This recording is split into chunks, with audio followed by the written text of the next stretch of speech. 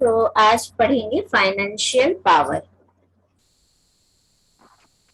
Annual budget of the country is presented in the parliament in the name of the president. Annual budget हम लोग already पढ़ चुके हैं कि Lok Sabha has more power than Rajya Sabha in financial matter and money bill introduced first in only Lok Sabha. पहले money bill सिर्फ और सिर्फ लोकसभा में ही इंट्रोड्यूस होता है, ठीक है। तो आप उससे रिलेटेड बात यहाँ लिखी हुई है फाइनेंशियल पावर में। Annual budget of the country is presented in the parliament in the name of the president. कुछ बोल रहे हो? नहीं ना? Annual budget no ma'am. हाँ, प्रेसिडेंट के नाम से ही पेश होता है। Similarly, all money bills also require his or her approval. Money bill को भी उनकी अप्रूवल मिलनी चाहिए इसके पहले कि वो लोकसभा में इंट्रोड्यूस किया जाए। देखो, इंट्रोड्यूस तो लोकसभा में ही होनी है, बस एक फॉर्मेलिटी है ना, कि हम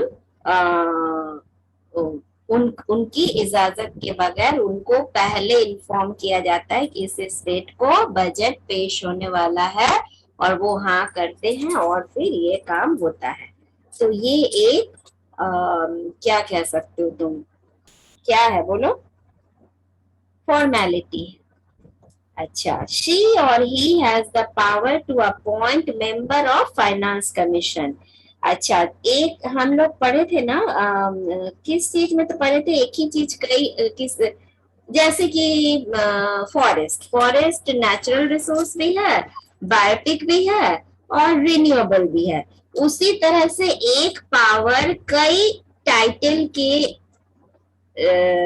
अंतर्गत आ सकता है।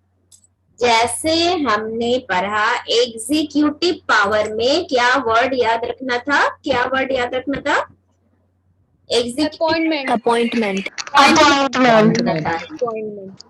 अपॉइंटमेंट याद रखना था।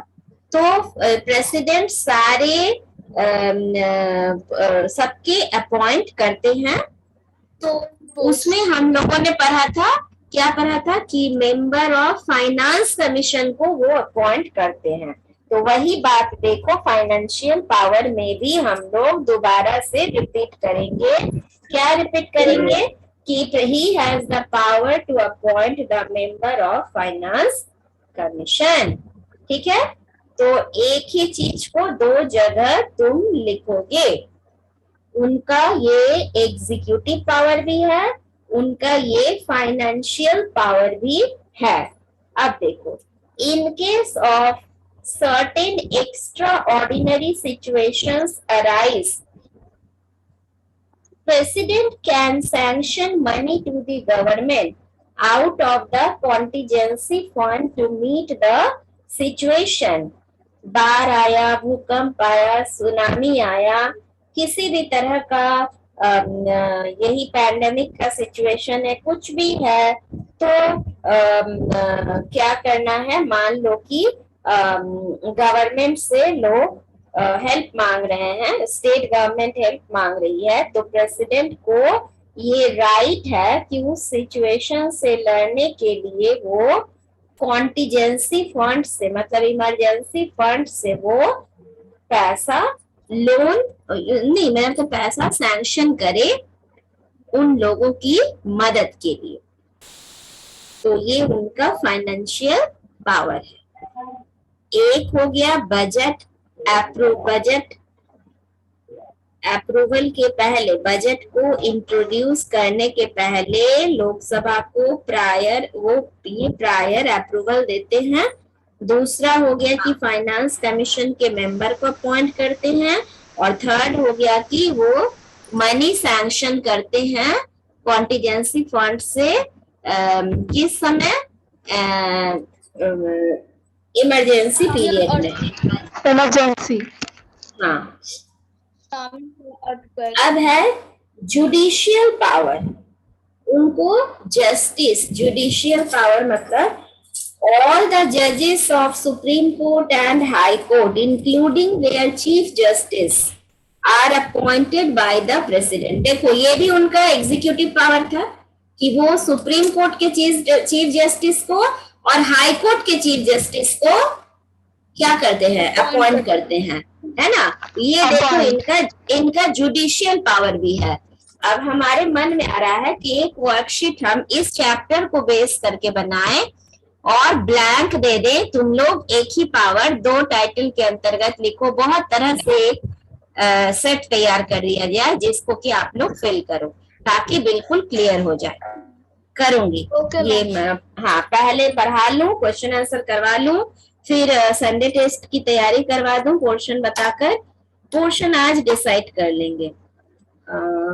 याद आता है बट उन लोग को फोन करना पड़ता है। हम ही डिसाइड हर बार कर देते हैं, लेकिन बोलना तो पड़ेगा ना उन लोग को। तो एक बार बोल देते हैं फॉर्मेलिटी, उसके बाद हम तुम लोग को बता देंगे। अच्छा, फिर क्या है जुडिशियल पावर में? पहला तो हुआ कि supreme court and high court के चीफ जस्टिस को ही अपॉइंट्स। नेक्स्ट हो गया कि on appeal for mercy. Mercy मतलब दया। मर्सी मतलब दया। अगर किसी ने अपील किया है, दया की भीख मांगी है, president has the power to reduce the sentence और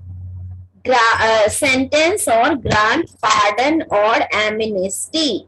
मतलब कि किसी को मौत की सजा मिली है और वो व्यक्ति, मतलब मौत की सजा मतलब मौत कैसे बोल दिया तो मौत आ जाएगी नहीं ना, मतलब कि उसे फांसी दी जाएगी। Yes yes. तो हाँ, तो उस व्यक्ति को, उसने अगर मर्सी दया की भीख मांगी है तो प्रेसिडेंट उसको उस मामले पर विचार करके देखकर वो उनको माफी दे सकते हैं। पूरी पूरी माफी नहीं दे देंगे, आखिर कोई ऐसा मामला होगा तभी तो मौत की सजा मिली होगी, तो पूरी पूरी माफी नहीं होगी, रिड्यूस करेंगे वो पनिशमेंट को, रिड्यूस कम करेंगे। मौत की सजा को कम करके क्या कर दिया जाएगा? Life long imprisonment. Life long imprisonment कर दी जा सकती, हाँ उम्र कैद कर दी जा सकती है, या फिर death, he can change the death sentence, और वही डेथ सेंटेंस को चेंज कर दिए, उम्र कैद में बदल दिए, या फिर उसको पोस्टपोन कर सकते हैं। आज नहीं 2 दिन बाद, 1 महीने बाद आपको दी जाएगी, क्योंकि बहुत सारी बातों को ध्यान में रखा जाता है। रोनित, किसी बच्चे के साथ खेल रहे हो क्या? रोनित तो बात नहीं करेगा। No ma'am. अब बच्चा कहाँ से आया? मैम है, फोन गिर गया था। क्या हो गया था? क्या हुआ था? मैम फोन गिर गया। फोन गिर गया? अभी कोई छोटा सा बच्चा जैसा दिख रहा हमको नहीं? मैम उसकी बहन है। वो है मैम, उसकी मैम कुछ ही दिन पहले हुई है। वही तो कह रहे कि किसी बच्चे को दिखा रहा था, वही हम कहते हैं फोन गिर गया था। रोनित मैम शो कर रहा था, बोल रहे कि फोन गिर गया था। वही ना। अच्छा, he can change the death sentence और अच्छा हाँ, जो बोल रहे थे तुम लोग कहोगे कि पोस्टपोन करने का क्या मतलब हुआ? तो जिसको फांसी की सजा दी जा रही है, बहुत कुछ को देखा जाता है, ये हम लोगों का कानूनी फॉर्मेलिटी है।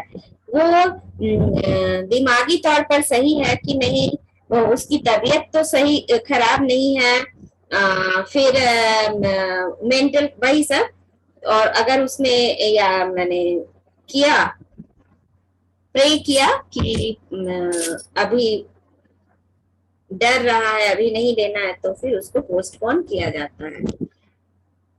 Emergency powers. In case of extraordinary situation in the country or in one or more states, the president has been entrusted with certain emergency powers. This can happen in three situations. In three situations. तीन situation में emergency. हाँ का mic mute हो गया। Ma'am ma'am आपका mic mute हो गया। हाँ, जान के किए थे, जान के कुछ बात कर रहे थे। हाँ, तो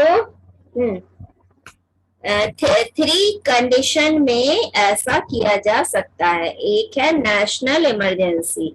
If the security of the country is threatened by war or external aggression, अगर देश की सुरक्षा खतरे में है, अगर इंटरनल या आर्म्ड रिबेलियन, विद्रोह, आंतरिक कुछ हलचल है, मतलब देश के अंदर ही कुछ भयंकर मामला चल रहा है, या फिर एक्सटर्नल बाहरी किसी ताकत ने हमला कर दिया है या करने वाला है, तो प्रेसिडेंट क्या कर सकते हैं? He can declare emergency. ठीक है, और state of emergency for the whole country, पूरे देश के लिए इमरजेंसी वो डिक्लेयर कर सकते हैं, जिसको कि कहा जाता है पूरे देश के लिए है, इसलिए कहा जाता है नेशनल इमरजेंसी। नेशनल इमरजेंसी, ठीक है। अच्छा, नेक्स्ट है breakdown of constitutional machinery in the state. Constitutional machinery क्या है कि if the government of a state is not being run in accordance with the constitution, अगर कॉन्स्टिट्यूशन के तरीके से माने के अकॉर्डिंगली, कॉन्स्टिट्यूशन के अकॉर्डिंगली कोई गवर्नमेंट फंक्शन नहीं कर रही है, ये बात तो सुन चुके हो, तो प्रेसिडेंट इमरजेंसी डिक्लेयर कर सकता है। मतलब कि वैसे समय में जबकि कुछ ऐसी बात हुई है कि प्राइम मिनिस्टर ने उसकी मिनिस्ट्री फेल हो गई है, उसके खिलाफ नो कॉन्फिडेंस आ गया है, और उसने क्या कहा कि विड्रॉ कर लिया, मतलब 5 इयर्स से पहले ही डिसॉल्व हो गया, और उस समय क्या होगा, 6 मंथ्स के लिए इमरजेंसी इम्पोज की जाएगी। कौन करेगा? प्रेसिडेंट करेंगे, और 6 महीने के अंदर फिर नई गवर्नमेंट इलेक्ट करना होगा। इसको कहते हैं imposition of presidents rule in a state. अच्छा, अब है फाइनेंशियल इमरजेंसी। फाइनेंशियल इमरजेंसी रुपए पैसे का matter. When the financial stability of the country is threatened, threatened मतलब धमकी, मतलब कि देश में पैसा ही नहीं है उसके पास, खजाने में, बैंक में पैसा ही नहीं है, तो फाइनेंशियल स्टेबिलिटी नहीं है, इनस्टेबिलिटी है, तो president can declare A state of financial emergency. The emergency power of the president are not absolute. He or she can declare a state of emergency only on the written advice of the Council of Ministers. इसको क्या करना होगा? वो अपने मन से ऐसा नहीं कर सकते, उनको रिटन देना होगा। काउंसिल ऑफ मिनिस्टर ने अगर उनको रिटन दिया है कि फाइनेंशियल परिस्थिति देश की ठीक नहीं है, तब वो जाकर उनके सलाह पर वो फाइनेंशियल इमरजेंसी इम्पोज करेंगे। Although the position of the President of India is just nominal, वो तो रियल हेड नहीं है, कई बार सुन चुकी हूँ, वो नॉमिनल हेड है। द कॉन्स्टिट्यूशन रिकॉग्नाइजेस हिज और her position as one of authority and prestige. लेकिन कॉन्स्टिट्यूशन उनको कैसे रिकॉग्नाइज करती है, कैसे पहचानती है? एक ऑथोरिटी के रूप में और प्रेस्टीज के साथ, उनको एक इज्जत के साथ। उनका पोजीशन एक बहुत बड़े इज्जत वाला पोजीशन है। अब है वाइस प्रेसिडेंट ऑफ इंडिया। चूंकि वाइस प्रेसिडेंट भी वही काम करता है जो प्रेसिडेंट करते हैं। कब करता है? उनकी गैर हाजिरी में करता है। In his absence, if he is ill, if he is out of our country, if he has given resignation from his post, या फिर if he died, उनकी डेथ हो चुकी है, तब वाइस प्रेसिडेंट। हाँ आर्यन क्या बोला? कुछ बोला आर्यन?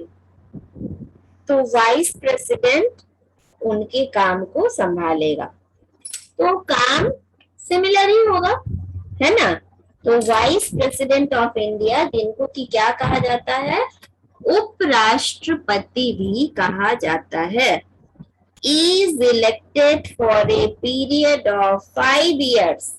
वो 5 साल के लिए इलेक्ट होकर आते हैं by all the members of both the houses of the parliament। इनका भी इलेक्शन दोनों हाउस के सारे मेंबर मिलकर करते हैं, और इनका भी सिंगल ट्रांसफरेबल वोट सिस्टम के जरिए, प्रोपोर्शनल रिप्रेजेंटेशन सिस्टम के जरिए किया जाता है। सिंगल ट्रांसफरेबल याद है ना कि अपनी 3 चॉइसेस बतानी होती है। फर्स्ट चॉइस अगर इलेक्ट ना हुआ तो मेरा वोट आप रूपी मेरे सेकंड चॉइस को चला जाएगा, और अगर सेकंड चॉइस मेरा नहीं हुआ तो वो आप रूपी थर्ड चॉइस में ट्रांसफर हो जाएगा।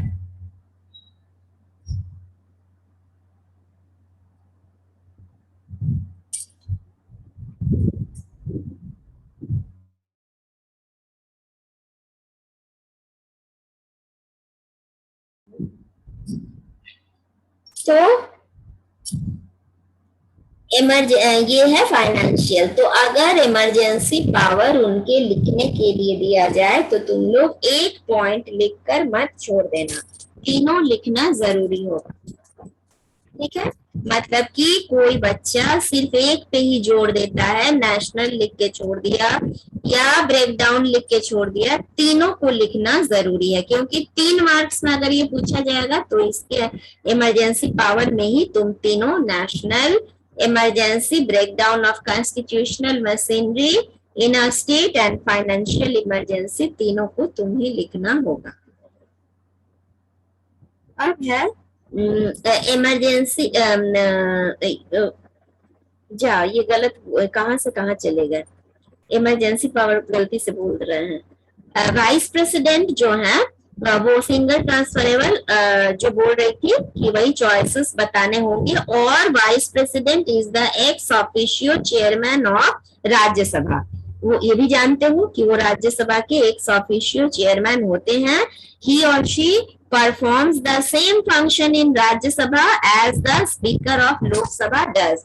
लोकसभा के स्पीकर का जो देखो, कुछ कुछ आदमी एक ही जैसा काम करता है। लोकसभा के स्पीकर जो काम करते हैं लोकसभा में, वही वाइस प्रेसिडेंट राज्यसभा में करते हैं, और प्रेसिडेंट जो काम करते हैं वाइस प्रेसिडेंट उनके गैर हाजिरी में वही काम करता है। ये सब छोटी छोटी बातें याद रखना। और अब देखो, सिंस द प्रेसिडेंट के इलेक्शन में नॉमिनेटेड मेंबर पार्टिसिपेट नहीं कर सकते थे ना, ये सब हम लोग पढ़ चुके हैं। एंग्लो इंडियन 2 रिप्रेजेंटेटिव और 12 नॉमिनेटेड मेंबर ऑफ राज्यसभा। अब देखो, वाइस प्रेसिडेंट क्या करेंगे? Vice president is not a member of Rajya Sabha, वो तो राज्यसभा के मेंबर है ही नहीं, वो तो एक्स ऑफिशियो चेयरमैन है, मतलब कि वो तो ऑलरेडी किसी और पोस्ट को होल्ड कर रहे हैं। तो वो क्या है? he does not, she or he does not participate in voting in the house। House में जो वोटिंग चल रही होती है जिससे कि बिल पास होता है, दोनों हाउस में जो वोटिंग होती है लोकसभा और राज्यसभा में जिससे कि बिल पास होते हैं, उसमें पार्टिसिपेट करने का इनका राइट नहीं है। और इन केस ऑफ टाई, अगर वोटिंग में टाई हो गया, दोनों तरफ सेम मेंबर, हाँ में भी सेम मेंबर हैं और अगेंस्ट में भी सेम नंबर ऑफ मेंबर हैं, तो क्या होगा? तो इन केस ऑफ टाई ही और she can exercise his casting vote, तब वो वोट दे सकते हैं, तब वाइस प्रेसिडेंट वोटिंग कर सकते हैं। Whenever the office of president falls vacant due to death, resignation or impeachment, अगर प्रेसिडेंट का पोस्ट खाली है, या तो उनकी मौत हो गई है, या तो वो रिजाइन कर चुके हैं, या तो उनके खिलाफ इम्पीचमेंट आया है, the vice president takes over as the officiating president till a fresh election is held। Vice president को वो क्या करेंगे? उनका वो सारा काम करेंगे जब तक कि नए इलेक्शन नहीं होती है और नए प्रेसिडेंट इलेक्ट होकर नहीं आते हैं। New president must be elected with in 6 months। As officiating president, the vice president is entitled to all the powers। Vice president को भी सारे पावर मिले होंगे, प्रिविलेजेस और एमोल्यूमेंट्स भी मिले होंगे। प्रिविलेज जो जितनी भी ये क्या उसको बोलोगे, जो भी फैसिलिटी प्रेसिडेंट को मिली हुई है वही चीज इनको भी मिलेगी, और उनके एब्सेंस में वो जब काम करेंगे एमोल्यूमेंट्स भी उतने ही मिलेंगे, मतलब सैलरी, अलायंस, रहने के लिए राष्ट्रपति भवन, सब कुछ उनकी गैर हाजिरी में वाइस प्रेसिडेंट को वो अवेल करेंगे।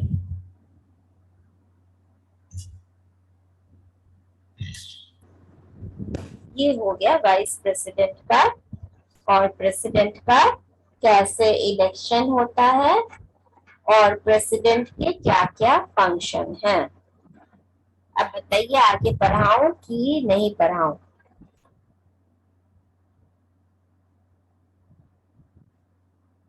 मैम अभी तो बहुत टाइम है। पढ़ाऊं तो? नहीं, तुम लोग, हम छोड़ना नहीं चाह रहे हैं। हमारे कहने का मतलब है, मतलब ये नहीं ना होगा कि समझ नहीं आ रहा है, ऐसा कुछ नहीं ना होगा। ऐसा कुछ हो रहा है नहीं ना? सिंपल बात है ना? Yes ma'am. ठीक। Yes ma'am. अब इन लोग से हटके अब कहाँ जाएंगे? हम लोगों ने प्रेसिडेंट के बारे में पढ़ लिया है, वाइस प्रेसिडेंट के बारे में पढ़ लिया है, और एग्जीक्यूटिव बॉडी है तो एक बार चार्ट पे नजर डाल लो, पेज नंबर 207 में देखो, सब लोग देखो, हर बार हम लोग को एक झलक देखनी है बुक की। पेज 207 में एग्जीक्यूटिव बॉडी में कौन कौन आते हैं? तो प्रेसिडेंट आते हैं, प्राइम मिनिस्टर आते हैं और काउंसिल ऑफ मिनिस्टर आते हैं। तो हम लोगों ने प्रेसिडेंट को पढ़ लिया है, अब हम लोग प्राइम मिनिस्टर और काउंसिल ऑफ मिनिस्टर भी बाकी रह गया है। तो पहले पढ़ते हैं council, union council of minister. और फिर एक बात पे ध्यान दो, हम लोग पढ़ रहे हैं सेंटर, यूनियन की बात, यूनियन मतलब सेंटर। स्टेट में भी तो होती है। सेंटर में प्राइम मिनिस्टर होते हैं और स्टेट में कौन होते हैं? Chief minister. सीएम। सेंटर में प्रेसिडेंट होते हैं और स्टेट में कौन होते हैं? Chief state minister. में गवर्नर। गवर्नर होते हैं। प्रेसिडेंट और उसमें गवर्नर। और लेकिन सेंटर में काउंसिल ऑफ मिनिस्टर होता है प्राइम मिनिस्टर का, और स्टेट में क्या होता है? चीफ मिनिस्टर का। स्टेट में भी काउंसिल ऑफ मिनिस्टर होते हैं। दो चीज अलग अलग है, तीसरा चीज सेम है। फिर से सुनो, सब लोग सुन रहे हो? अनन्या, एग्जीक्यूटिव बॉडी में, हाँ Piyush, council of minister. Executive body में सेंटर में प्राइम मिनिस्टर और स्टेट में चीफ मिनिस्टर। सेंटर में प्रेसिडेंट और स्टेट में गवर्नर। हाँ, मतलब कि इन लोग के काम एक जैसे होते हैं। और सेंटर में भी प्राइम मिनिस्टर का काउंसिल ऑफ मिनिस्टर होगा, उसकी मंत्रिमंडल होगी, और स्टेट में भी चीफ मिनिस्टर का काउंसिल ऑफ मिनिस्टर होगा, यानी चीफ मिनिस्टर यहाँ नीतीश कुमार जी की मंत्रिमंडल होंगे, और सेंटर में दिल्ली में नरेंद्र मोदी जी की मंत्रिमंडल होंगे। समझ में आई अब बात, है ना? तो उसी यूनियन काउंसिल ऑफ मिनिस्टर के बारे में हम लोग अभी पढ़ने जा रहे हैं।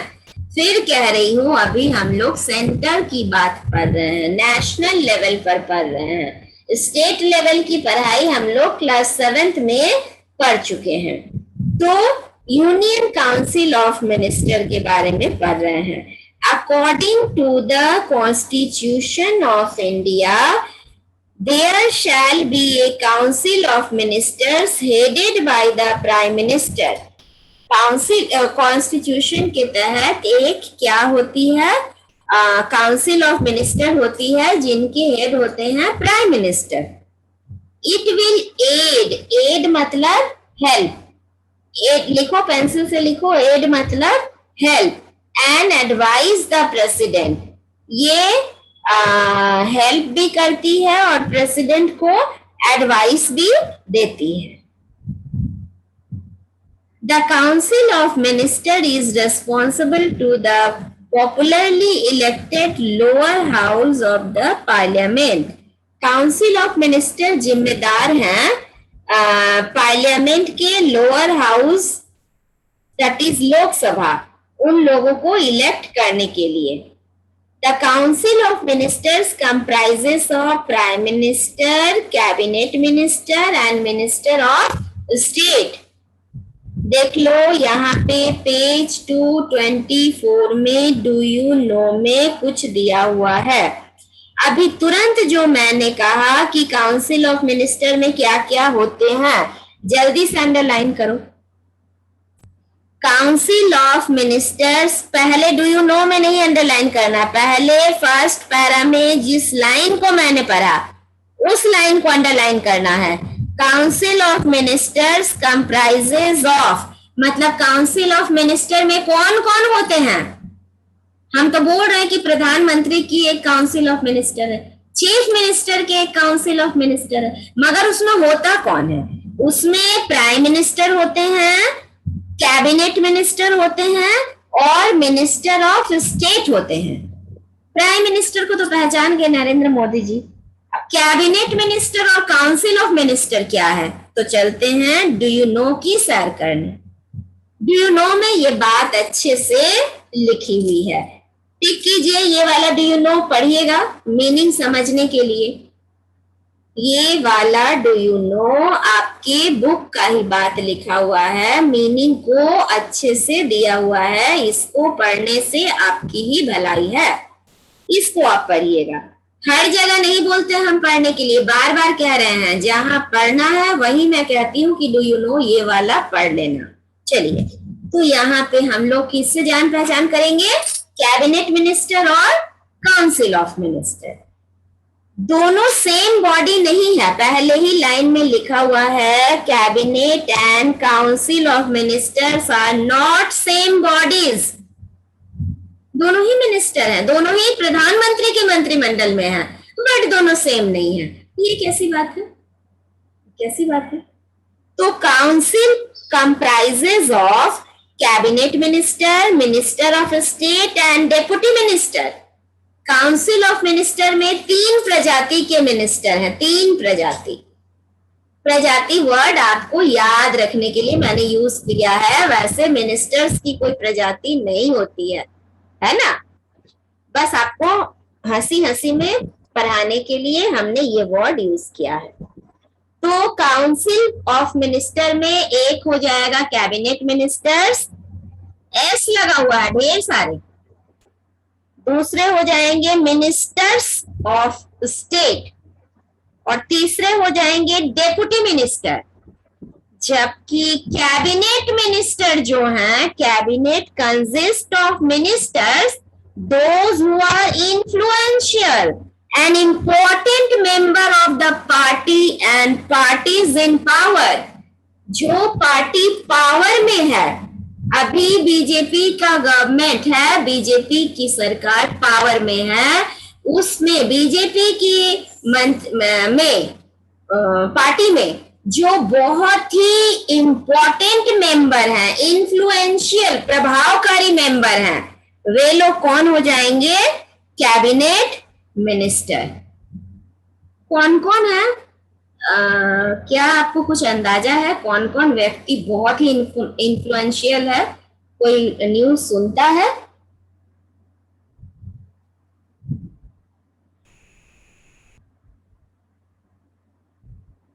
किसी को आइडिया है कि कैबिनेट मिनिस्टर कौन बीजेपी में इन्फ्लुएंशियल है, कौन कैबिनेट मिनिस्टर है?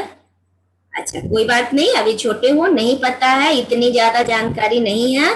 तो कुशाग्र नहीं है तो कुशाग्र? Yes ma'am. आपको पता नहीं है? यस पीयूष, यस, हम भी यही सोच रहे थे। हालांकि मैं भी ये सब बात पे ध्यान नहीं देती हूँ, लेकिन मुझे लग रहा था कि अमित शाह जी होंगे जरूर। हाँ, ठीक बोला पीयूष, ठीक बोला। कुशाग्र और कुछ? अच्छा, तो तुम्हारा आज का टास्क है कि बीजेपी के कैबिनेट मिनिस्टर में कौन कौन है, एटलीस्ट 10 मेंबर के नाम आप कल पता करके आओ। कहां से करना है? कहां से करना है? दिल्ली जाकर? हाँ, हर्ष, गूगल से करना है। हाँ, दिल्ली नहीं जाना है। हर्ष राज कुछ कुछ लिख रहा है, धर्मेंद्र प्रधान, ये सब। सच्चाई बताऊं, मुझे भी उतनी जानकारी नहीं है, because I don't have interest in politics. बस पढ़ाना है तो जितना, हाँ, पीयूष ने ठीक लिखा, पीयूष ने ठीक लिखा। जितना पढ़ाना है उतना पढ़ा देती हूँ, और कल आप लोग इस बारे में 10 मेंबर्स की जानकारी हम लोग एक दूसरे से शेयर करेंगे। तो जो भी इन्फ्लुएंशियल और इम्पोर्टेंट मेंबर हैं वो कैबिनेट मिनिस्टर के हिस्सा है। तो कैबिनेट मिनिस्टर पे हर्षा सही है, अभी तुरंत उसने भी पीयूष गोयल का नाम लिखा है, पीयूष ने पीयूष गोयल का नाम अभी तुरंत लिखा है। ठीक है बेटा, अब मेरे बातों पर अब ध्यान दो। तो कैबिनेट मिनिस्टर में इंपॉर्टेंट और influential member of the party which is in power, और काउंसिल ऑफ मिनिस्टर में cabinet minister, council ministers of state and deputy minister. हो गई याद? अच्छा, अब इस पैरा में 2-2 जगह पे बोल्ड लेटर पे कुछ कुछ लिखे हुए हैं, वो सब 1 नंबर के क्वेश्चन में आपको हमेशा पूछा जाता है। ठीक है? जैसे कोएलिशन गवर्नमेंट, जैसे कलेक्टिव रेस्पॉन्सिबिलिटी, ये सब। तो ये पढ़ेंगे पहले। अब सेकंड पैरा पर 1 मिनट से भी कम बाकी है। ठीक है? आपको दिख रहा है टाइम? Less than 1 minute. अभी तुरंत डिस्कनेक्ट हो जाएंगे। हाँ हाँ हाँ, मेरे में लिखा रहा है लेस देन 1 मिनट, जो भी हो। तो हम लोग next day union council of minister को ही आगे पढ़ेंगे। हम लोगों ने अभी सिर्फ 1 पैराग्राफ पढ़ा है। कॉम्पोजिशन हम लोग जान ही गए हैं काउंसिल ऑफ मिनिस्टर में, तो अब उनके बारे में पढ़ेंगे। और उसके बाद function of council of minister पढ़ेंगे, उसके बाद फंक्शन ऑफ प्राइम मिनिस्टर पढ़ेंगे। तो इसमें प्रेसिडेंट के फंक्शन पढ़ ही चुके हैं, प्राइम मिनिस्टर और काउंसिल ऑफ मिनिस्टर के फंक्शन